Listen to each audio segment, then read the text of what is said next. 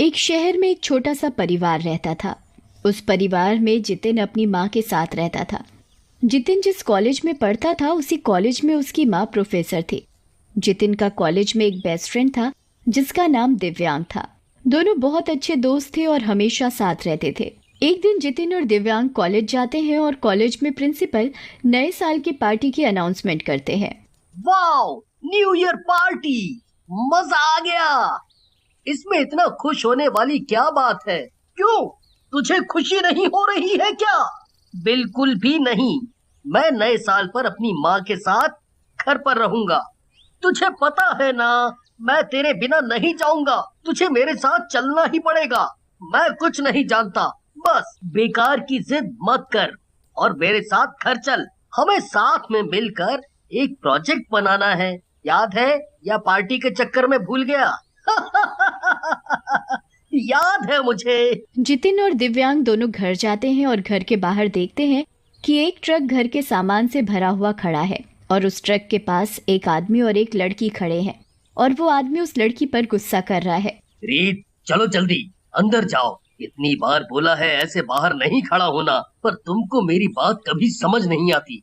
जी पापा, जा रही हूँ। लगता है ये लोग सामने वाले घर में रहने आए हैं। हमें क्या लेना, चल हम चलकर प्रोजेक्ट बनाते हैं। जितिन दिव्यांग के साथ घर के अंदर जाने लगता है पर उसका ध्यान उस लड़की पर ही होता है। वो अंदर जाते हुए भी बार बार मुड़कर उस लड़की को देख रहा होता है। वो लड़की भी जितिन को देख रही होती है, पर फिर दोनों अपने अपने घर के अंदर चले जाते हैं। रात होती है। जितिन अपने घर के आंगन में घूम रहा होता है और तभी उसे वो लड़की दिखती है। जितिन उस लड़की के पास जाता है। हेलो। हेलो। मेरा नाम जितिन है। मैं यहाँ अपनी माँ के साथ रहता हूँ। मेरा नाम रीत है। मैं यहाँ अपने पापा के साथ रहती हूँ। पहले हम मुंबई में रहते थे, पर पापा के काम की वजह से हमें यहाँ शिफ्ट होना पड़ा। ओह अच्छा, तुम कौन से कॉलेज में पढ़ती हो? कॉलेज? मैं किसी कॉलेज में नहीं पढ़ती। मैं तो कभी स्कूल भी नहीं गई। मेरे पापा ने हमेशा मुझे घर में ही पढ़ाया है और घर पर ही एक मैम मुझे पढ़ाने आती हैं। वो तो मुझे कभी घर से बाहर भी नहीं निकलने देते। क्या? ये तो बहुत अजीब बात है कि तुम्हारे पापा तुम्हारे साथ ऐसा करते हैं। जितिन और रीत दोनों बात कर ही रहे होते हैं कि तभी रीत के पापा की गाड़ी की आवाज आती है। लगता है पापा आ गए, मैं जाती हूँ, बाद में बात करते हैं। रीत घर के अंदर भाग जाती है। कुछ दिन ऐसे ही निकल जाते हैं। रीत और जितिन धीरे धीरे बहुत अच्छे दोस्त बन जाते हैं और एक रात जब जितिन अपने घर के आंगन में घूम रहा होता है तो रीत के घर से उसके पापा के चिल्लाने की आवाज आती है। रीत, तुम्हें मैं समझा समझा कर थक चुका हूँ कि तुम बाहर मत जाया करो, और अब आखिरी बार समझा रहा हूँ, अगर आज के बाद तुमने घर के बाहर कदम रखा तो बहुत बुरा होगा। रीत के पापा गुस्से से बाहर आते हैं और गाड़ी लेकर कहीं चले जाते हैं और तभी दिव्यांग जितिन के घर आता है। अरे जितिन, तू तैयार नहीं हुआ? हमें न्यू ईयर पार्टी में जाना है। देख, मैं तुझे लिए बिना तो जाऊंगा नहीं। उफ यार, तू थोड़ा चुप रहेगा। अभी हमें रीत के घर जाना है। रीत? कौन रीत? अरे वही जो उस दिन सामने वाले घर में शिफ्ट हुए हैं। उसके पापा उसे बुरी तरह डांट रहे थे। हमें चलकर देखना चाहिए। जितिन और दिव्यांग रीत के घर उसे देखने जाते हैं। रीत स्टडी रूम में चुपचाप बैठी होती है। पूरा स्टडी रूम बहुत अजीब अजीब किताबों से भरा होता है। दिव्यांग उन किताबों को देखने लगता है। जितिन, तुम यहाँ क्या कर रहे हो? प्लीज यहाँ से चले जाओ। अगर पापा ने देख लिया तो अच्छा नहीं होगा, और अपने दोस्त को बोलो कि वो किसी किताब को हाथ ना लगाए। पहले तुम मुझे ये बताओ कि वो तुम्हें इतनी बुरी तरह क्यों डांट रहे थे और तुम्हें वो घर में छुपाकर क्यों रखते हैं? वाह, चुड़ैलों की किताब, पर इस पर ताला क्यों लगा है? अरे हाँ, ये किताब तो चुड़ैलों के बारे में है, पर ये ताला, किताबों पर ताला कौन लगाता है? तुम एक किताब को लेकर इतना परेशान क्यों हो रही हो? जितिन, देखो, कहीं ये तो नहीं इस किताब की चाबी? उस चाबी को वहीं रख दो, उस किताब को मत खोलना। दिव्यांग रीत की एक नहीं सुनता और उस किताब पर लगा ताला खोल देता है। रीत दिव्यांग से वो किताब छीनने लगती है, पर उस छीना झपटी में वो किताब नीचे जमीन पर गिर कर खुल जाती है और किताब के अंदर से धुआं निकलता है। ये क्या हो रहा है? मैंने मना किया था ना तुमको। अचानक उस किताब से एक चुड़ैल निकलती है। इतने सालों बाद आखिरकार मैं आजाद हो ही गई। चुड़ैल, भागो भागो यहाँ से। हम ऐसे नहीं भाग सकते। हमें इसे वापस इस किताब में बंद करना होगा। ये तुम कैसी बातें कर रही हो? अरे वाह, तुम लोगों ने मुझे आजाद किया है क्या? चलो अब मैं तुम सबको ही खाकर अपना पेट भरूंगी। जितिन, दिव्यांग और रीत वहां से भाग जाते हैं और एक कमरे में जाकर छुप जाते हैं। कहाँ जाओगे मुझसे बचकर? तुम जहाँ भी छुपोगे मैं तुम्हें ढूंढ ही लूंगी, पर उससे पहले मुझे बाकी चुड़ैलों को भी तो आजाद करना है। चुड़ैल सभी किताबों का ताला खोल देती है और सारी चुड़ैलों को आजाद कर देती है। सभी चुड़ैल घर में चारों तरफ फैल जाती हैं और उन तीनों को ढूंढने लगती हैं।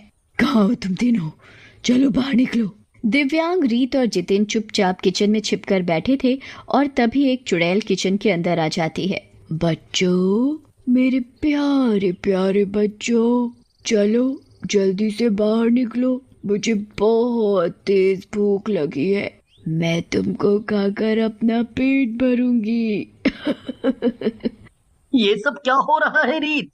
मुझे सब सच सच बताओ कि तुमको ये सब पहले से पता था ना?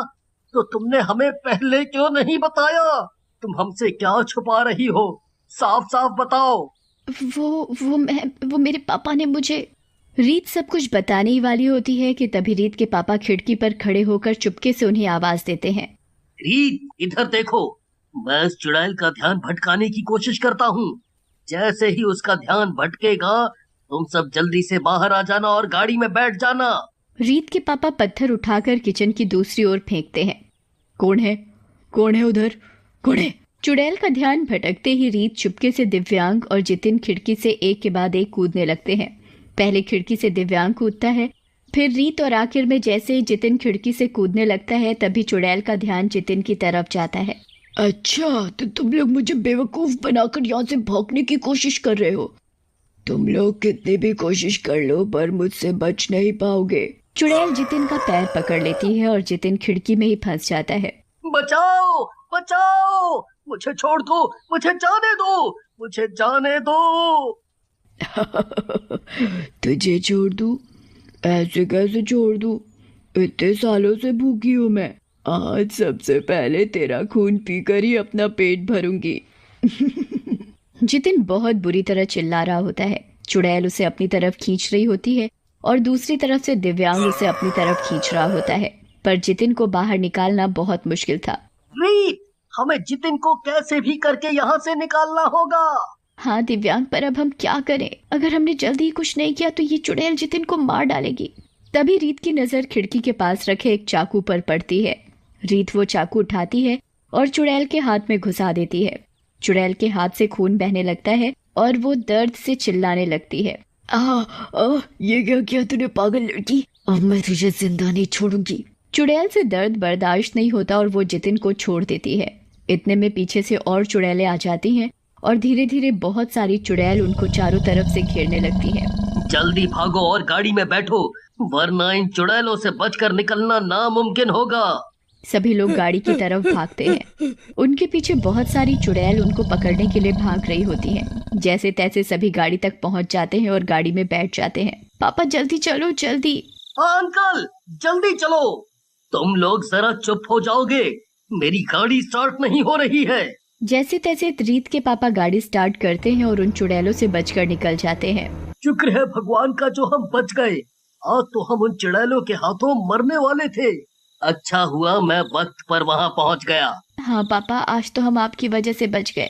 ये सब छोड़ो और मुझे ये बताओ कि वो चुड़ैल वाली किताब किसने खोली और ये दोनों लड़के हमारे घर के अंदर क्या कर रहे थे? अंकल, आप रीत पर मत चिल्लाओ, इसमें रीत की कोई गलती नहीं है। वो तो मैंने आपके घर से आपके डांटने की आवाज सुनी, तो मैं आपके जाने के बाद रीत से पूछने चला गया कि वो ठीक तो है ना। और मेरे साथ मेरा दोस्त दिव्यांग भी आपके घर आ गया। हमने वो चुड़ैल वाली किताब देखी जिस पर ताला लगा हुआ था। हमें रीत ने बहुत रोका, पर हमने फिर भी वो किताब खोल दी और उसमें से एक चुड़ैल निकलकर हमारे सामने आकर खड़ी हो गई। ये सब मेरी और दिव्यांग की गलती है, इसमें रीत की कोई गलती नहीं है। तुम्हें पता भी है तुमने क्या किया है और ये सब ठीक करना कितना मुश्किल है। उस एक चुड़ैल ने बाकी सारी चुड़ैलों को भी आजाद कर दिया है। उन चुड़ैलों को वापस उस किताब में बंद करना बहुत जरूरी है, वरना वो तबाही मचा देंगी और सबको मार देंगी। पर अंकल, ये चुड़ैल किताब के अंदर कैसे आई और ये किताब आपके पास कैसे आई? ये सब क्या चक्कर है? हमें सब बताइए आप। मैं सब बताऊंगा, पर तुम लोग वादा करो कि कभी इसके बारे में किसी को नहीं बताओगे।